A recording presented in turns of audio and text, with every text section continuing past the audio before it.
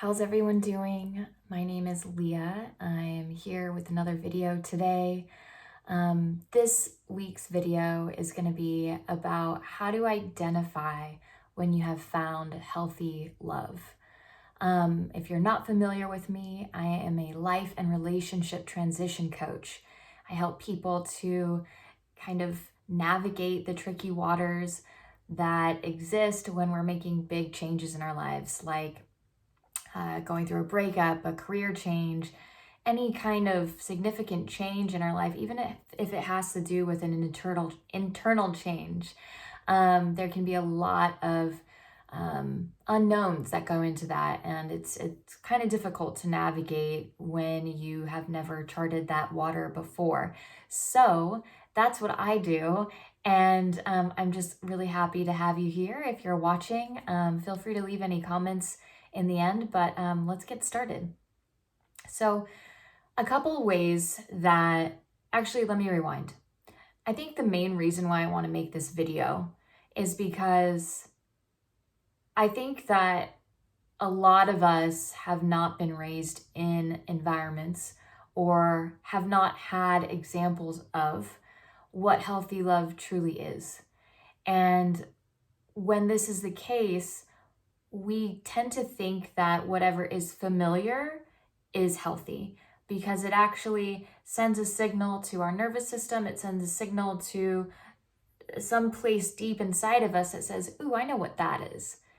But the problem is that if we only have known unhealthy love, then being drawn to that familiarity can actually keep us in a cycle of unhealthy, dysfunctional relationships, love, you name it.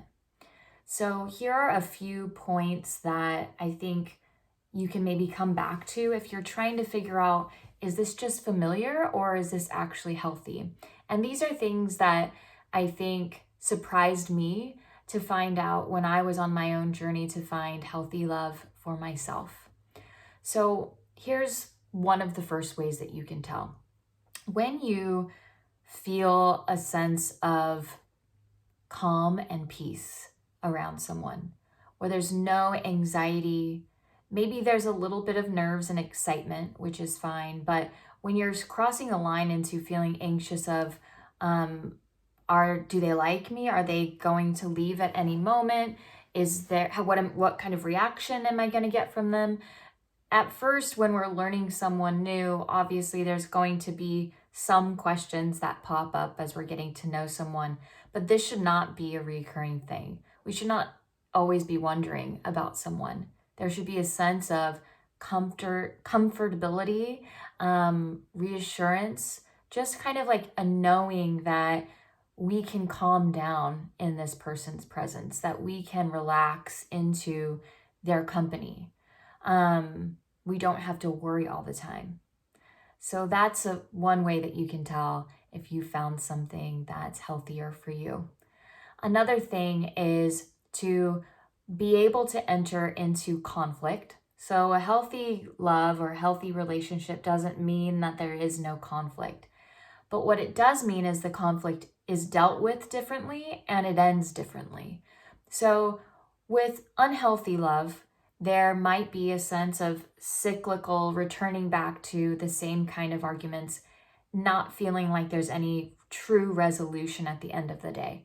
Sometimes arguments can come back up, which is totally fine. But if there is a general pattern of this all the time, where one person is bringing something back up over and over again, but there's not really a collaborative effort to make any changes or to grow together or to resolve an issue.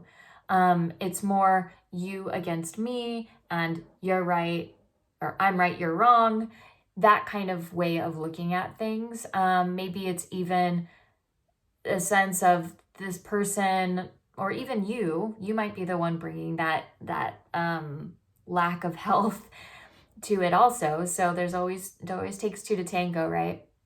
But there may be that feeling of this person needs to fix how I feel, or the other person maybe is expecting you to be the one that makes them happy all the time. So these types of things are not things that you want to find yourself in. when you're in conflict, it should look extremely collaborative, almost like, and I hate to say this, but almost like a transaction or a business agreement. So obviously there's more layers to relationships than that, but there should be a partnership happening where you're seen as, how do we make this better? How do we progress from here? How do we build from here? Can we find a solution together? These are all things that you want to be feeling when it comes to healthy relationships and healthy love. And this goes for friendships as well. The third thing is to be able to come to this person with your deepest secrets. Maybe not all your secrets. You're always allowed to keep privacy and secrets to yourself if you want, but to come to them with your deepest vulnerability, maybe that's a better word.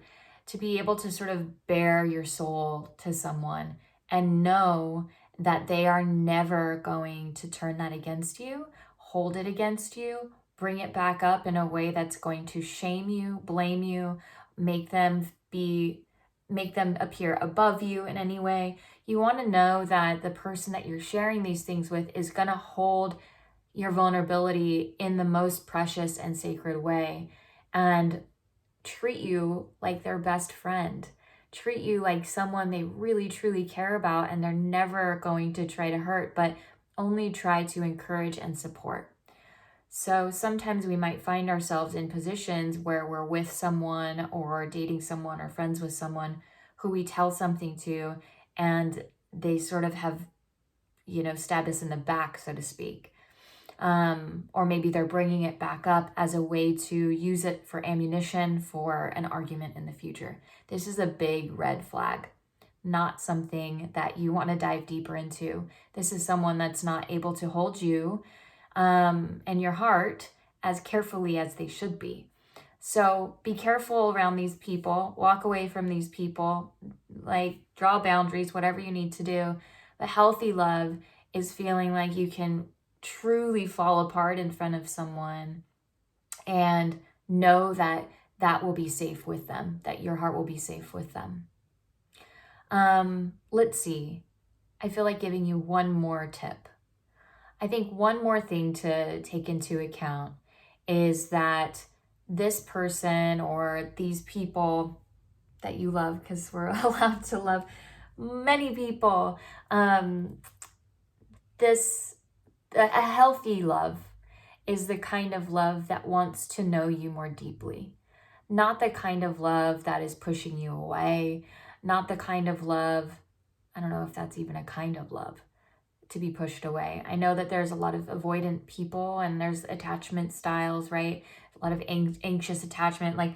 All of these can, obviously be worked through. But if someone is not trying to know you more deeply, that's different. If there is no curiosity, if there is no inquiry of why you might be feeling a certain way or how you might be thinking about certain things, if they're not asking, hey, I want you to talk to me, I want you to express yourself to me, and I want to express myself to you, it's a two-way street, right? There should be equal amounts of give into the relationship, and also for there to be a receiving of that. So someone should want to progress the relationship. They should want to deepen the connection. They should want to increase the intimacy, the future plans that you have together, the keeping of promises, the if they need to say sorry, hey, let me make this up to you somehow. You shouldn't have to try and force something with someone. It shouldn't feel like a force. It should feel extremely easeful.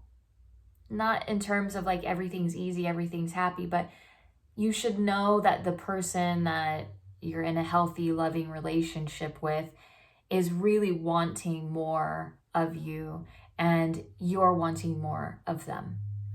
So all of this to say, all relationships go in ups and downs. This is not like a blanket statement over this is how it always should look like in relationships.